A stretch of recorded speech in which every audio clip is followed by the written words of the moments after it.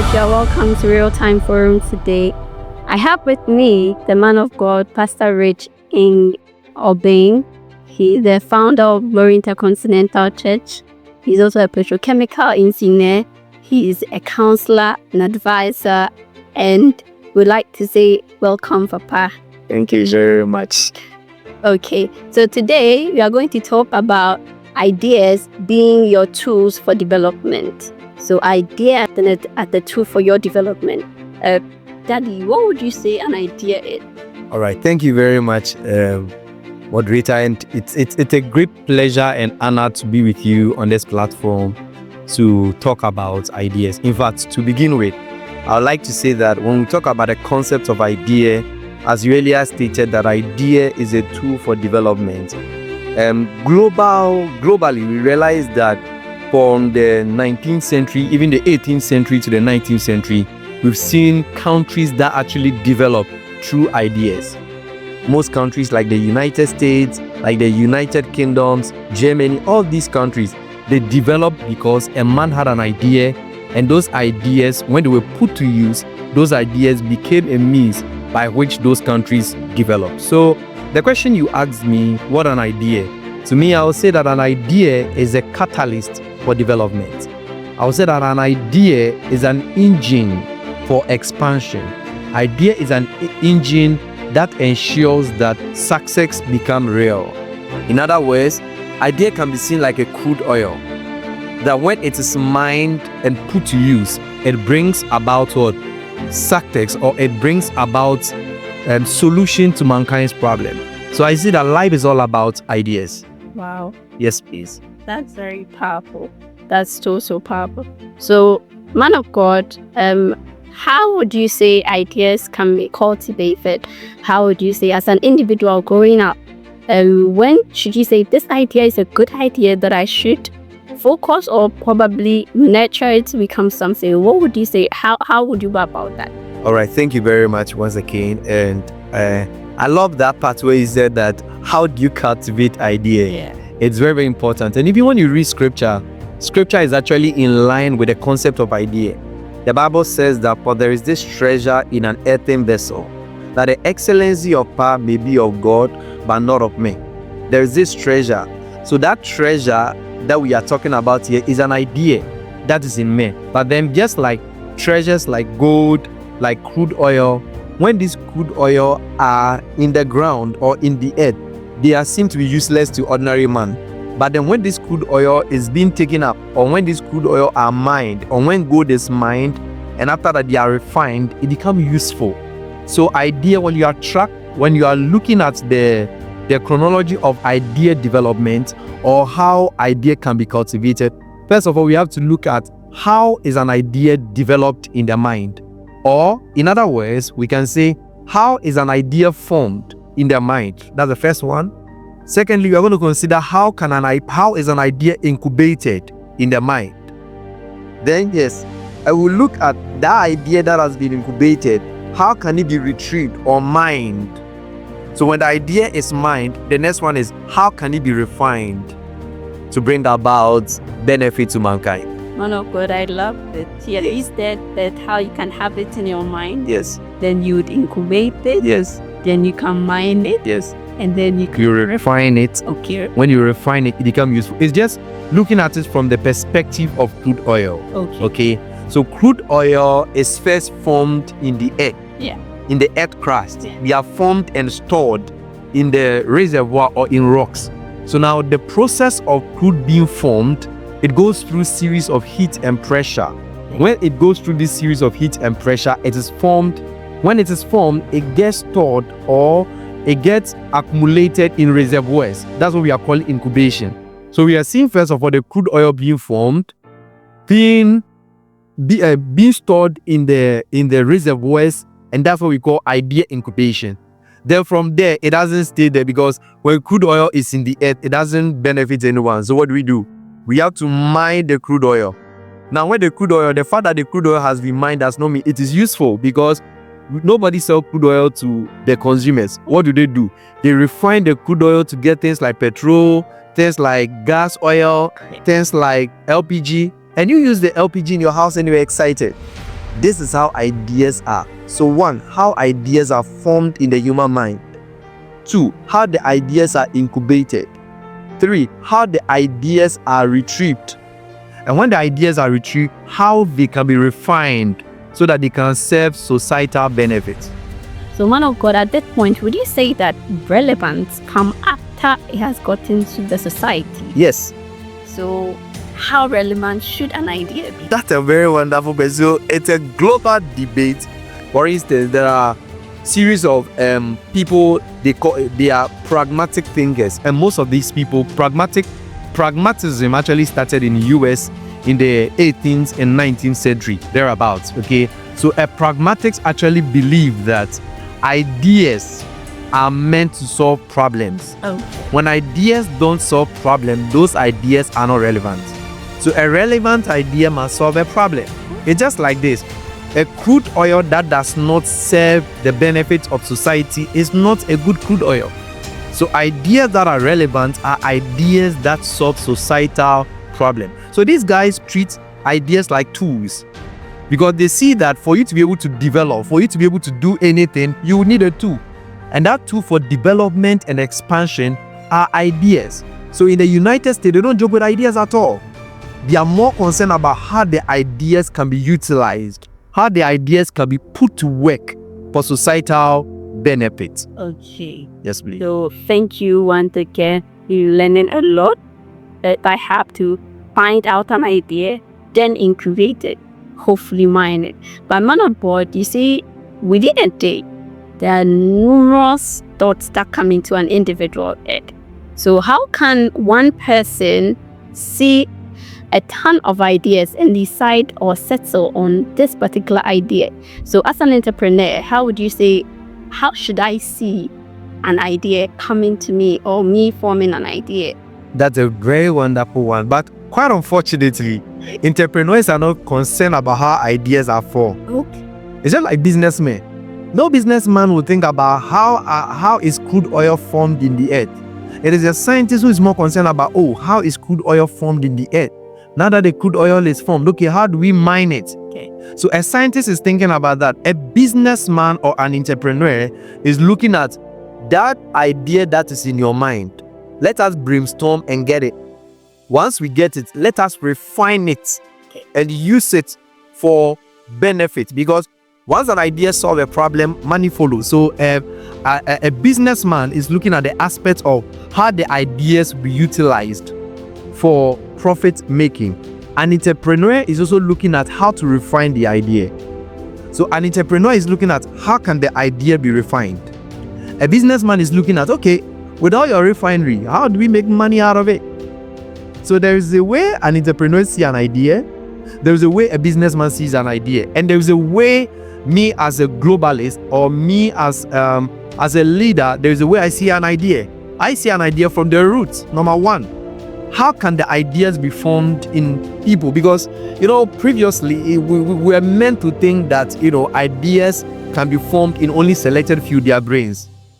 We were meant to believe that if you are not so talented like Albert Einstein and those people, you cannot get ideas. So it made people feel inferiority complex. They feel like they cannot contribute to the society. So I, as a globalist, I'm more concerned about how can an ordinary person, how can you cause ideas to be generated in your mind? How do I incubate the ideas? How do I mine the ideas? How can ideas be revived, or how can ideas be refined in order to meet societal needs? So I'm looking at it from the perspective of idea generation and formation in the mind. Yeah. Excellent. Yeah. But I still have another question. Yes, please. So we're talking about ideas right now. Do you think it's advisable for everybody to share their ideas?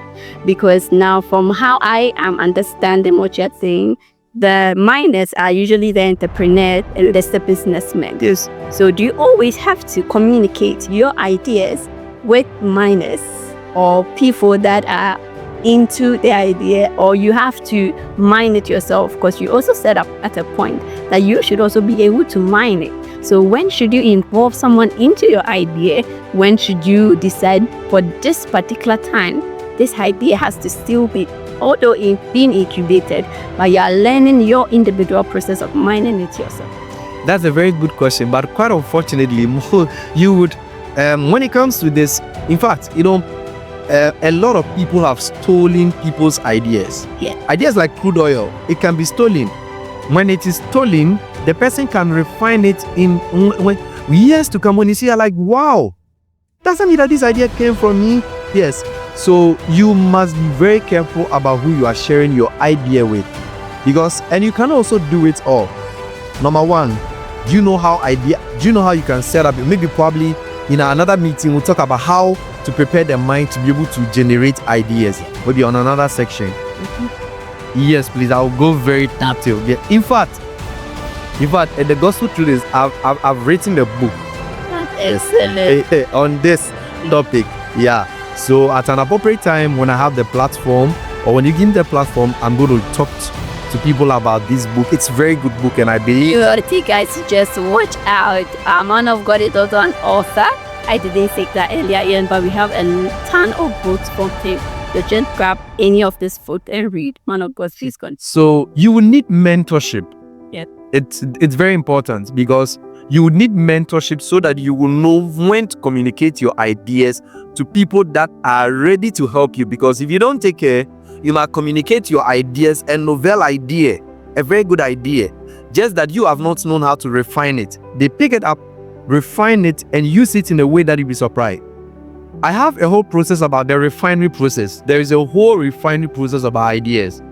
The incubation process. So all these things I'm talking about are processes that at the appropriate time, when I get time, I'll talk about that, so that everybody who seek for global impact, who seek for global change, would have to look at, what do I do? There is a way you can start, and I can pour out all this knowledge to advance our generation. I believe in the principles of helping people, nurturing them, so that they can also contribute their effort or contribute to societal change.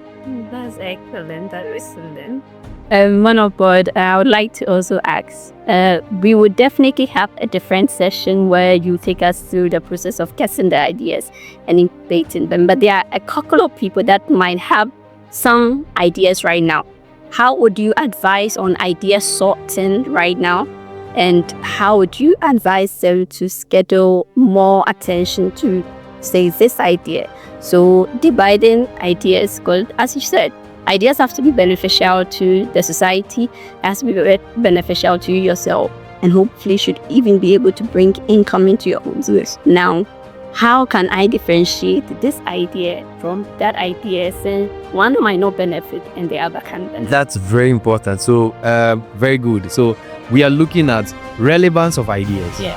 When do we know this idea is relevant? And when do we know this idea is irrelevant? First of all, you have to ask yourself some questions. Number one, is the idea solving a problem?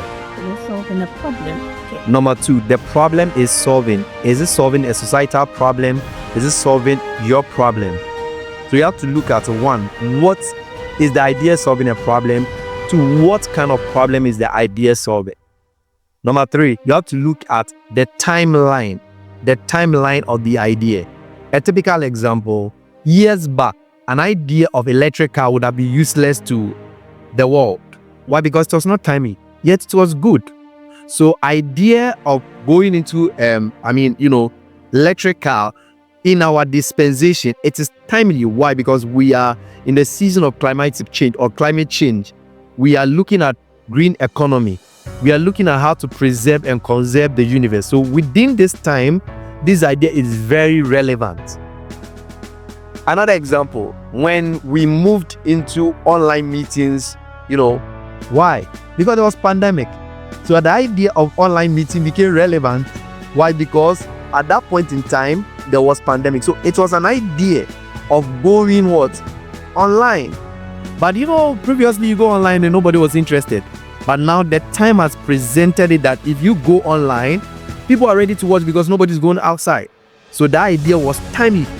So idea must be timely. It must solve a problem. That problem that it's solving, it must be a relevant one. Because the fact that you are solving a problem, sometimes you might not be solving any proper problem. So the fact that you are solving a problem, you have to look at what kind of problem are you even solving at all. So 1, it must solve a problem. It must solve a relevant problem. Number 2, it must be timely. When your idea qualifies these stages, then we say that this idea is relevant. Yes. Yes, please. That's so beautiful. So, man of God, I would want to ask. So, what about those who also believe I'm a futuristic person? This idea currently would not solve a problem now, but it will solve a problem in the next 10 years. What would you say to such a person? That's a very good thing. Ideas are like crude oil. You can store them for future use. So it's a very good thing. Store the idea for future use, because there are some of the ideas right now, if we are to talk about them right now, it will sound irrelevant in the minds of people. Why? Because the world probably have not grown to catch up with that. AI was not generated in this season. No. But AI was in existence before. But now AI has become relevant. So it's about season. So if you have an idea and you realize that the society might not see the relevance of the idea now, you shouldn't be bothered. It's timely.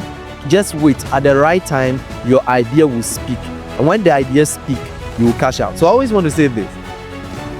Always think about how you can generate an idea, because you see, I just don't like how the academia or academic system has been reduced to. When there is a popular philosopher, his name is called John Dewey. John Dewey says that education should not be based on training people only to come out to receive a certificate. Education should not be based on training people to acquire a certificate and then use the certificate to go and look for a job. Education should train people in such a way that they'll be equipped enough with ideas to solve societal problems. So everybody, as you are attending school, you have to look at yourself. How is the education, or how is my schooling system, how is it helping me to generate ideas? How is it helping me to incubate ideas? How is the academia helping me to retrieve my ideas? And finally, how is the academia helping me to finally refine the ideas to solve a problem? When you go through these things, of course, once the problem is solved, I said that word, money becomes bonus. You can't tell me that Steve Jobs, when he solved the problem by coming out with a good mobile phone, he didn't enjoy. He did. Of course, you can also tell me that this Elon Musk, when he solved the problem by inventing electrical cars, he's not enjoying it. They are enjoying. Why? Because their ideas are solving societal problems. That's wonderful. That's wonderful. Thank you so much, man. Please. There's a lot of questions I know we all have. I would like to ask this final question. So now, as a futurist, how can you store your idea? And what do you think should be the key details you should make sure that in storage they are present?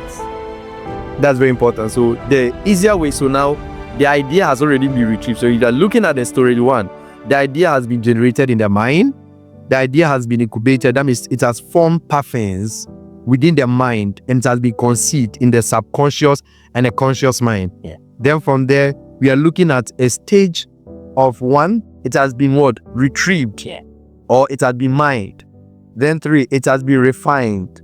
So now you're asking, how can a refined ideas be stored? And what are the key parameters? Number 1, you must learn the principles of writing. You must write all the details about your idea. And if possible, draw a business plan for the idea. Because every idea runs on the wheel of business plan.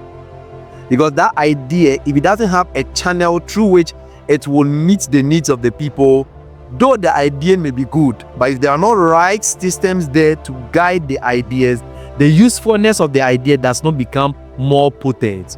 So when you write the ideas down, that's good. What you do is make sure that you draw a business plan to guide the ideas, and then you store it. When you do that, you store the ideas and you can always use it. And probably in the years to come, when you want to revisit the idea, probably there are some few touches you would want to do to it. But because you already have the plan, it is easier to review and to work on it. Oh God, this is wonderful. I would still want to come back home and act. So how would you say biblically God used this as an example to show on that? Wow, that's so wonderful. Do you know that God actually created the world with an idea?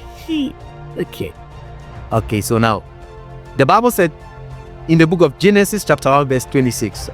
So God said, let us make man. That was the idea. The idea is let us make man. So there was an original idea. There was a thought. Ideas are actually thoughts. And God said, let us make man in our image, after our likeness. And the Bible says, I know the thought I think about you. They are not thought of death, but to bring you to an expected end. So there are thoughts. This thought is to bring us to an expected end. And what is an expected end? Solution to societal problems. So God actually created the entire universe or mankind with an idea or thought. There was a thought in the mind of God. He put a thought to use, and that one was perfect. Yes. So that's what I can say about it. And in fact, God admonishes us to go by his principles. We should use the thoughts, that is the power of the mind that he has given us to transform our world or our society. He renewed. Yes. Good. He renewed, be transformed by the renewal of your mind. And that whole renewal process, maybe one day I'll take you through. That renewal process, it's a way of generating ideas. Yes, I'll talk to you about the biblical way of generating ideas and the scientific way of generating ideas at an appropriate time. How about it? You're welcome. Good happy standard evening. Yes. Have learned a lot. Today, viewers, you've heard a lot, and we want to say thank you so much, man of God. Perhaps you have to conceive the idea. After you conceived it, incubate it. Then when you are done, try to mine it yourself. Know the timeline and know how best you can sell it out to people after you've been able to do proper refine, research them on your idea. Thank you so much, man of God. Tina and Anna. Yeah. I would really love to hear more. Yes. So, I'm always there to assist. yes, please take it to. Have a wonderful evening, viewers. We look forward to seeing you once again on the Real Time for Shalom. Hello. Ma. Real life story.